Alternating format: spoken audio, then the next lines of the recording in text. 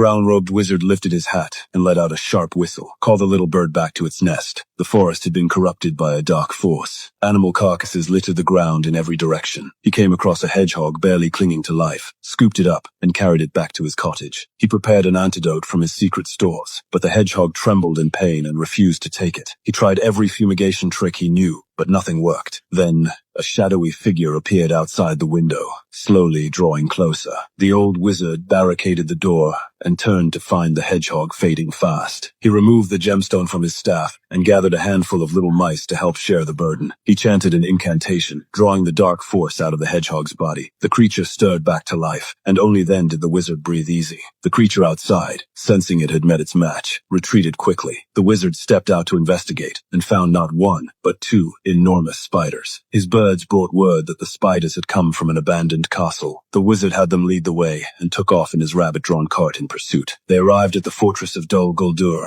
deep in the southern reaches of the forest, a grim, crumbling ruin teeming with dark power. Despite the old wizard's caution, he stirred something that had been sleeping, the undead.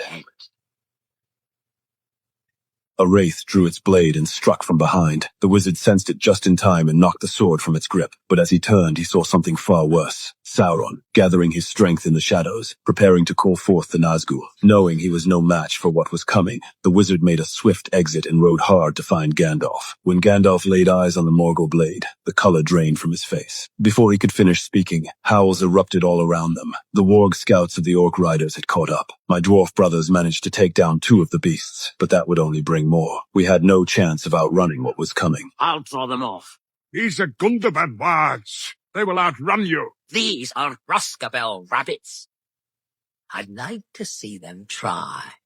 The brown-robed wizard volunteered to lead them away, charging off in his rabbit cart to draw the orcs off our trail and buy us a window to escape. At that moment, one of the orcs caught our scent, leaped onto a boulder, and started scanning the area. I knew we were about to be spotted, and I ordered an arrow loose to drop the warg. But the dying howl gave us away. The warg pack realized the chase had been a decoy and swung straight toward us. Just as things looked desperate, Gandalf caught sight of a marking somewhere nearby and vanished into the crowd. A moment later, his voice called out. There was a hidden passage behind the rocks. We dove through, shaking off the pursuit for now. We felt our way through a long, narrow tunnel and emerged at the far end into something none of us expected. Rivendell, the realm of the elves. These elves were not of the same kin as the elven king who had once left us to die, but I still carried that bitterness. If Elrond weren't the only one who could read the map to the Lonely Mountain, I'd have gone the rest of my life without setting foot near these smug, self-righteous people. We made do with a meal of greens at their table, then laid out the map. Elrond recognized it immediately. Moon runes, readable only when moonlight struck them at exactly the right moment. And tonight happened to be that moment. As the light fell across the parchment, the hidden words slowly emerged. To enter the secret door of the Lonely Mountain, you must arrive on Durin's Day. Time was running out. Miss it, and we'd have to wait another year.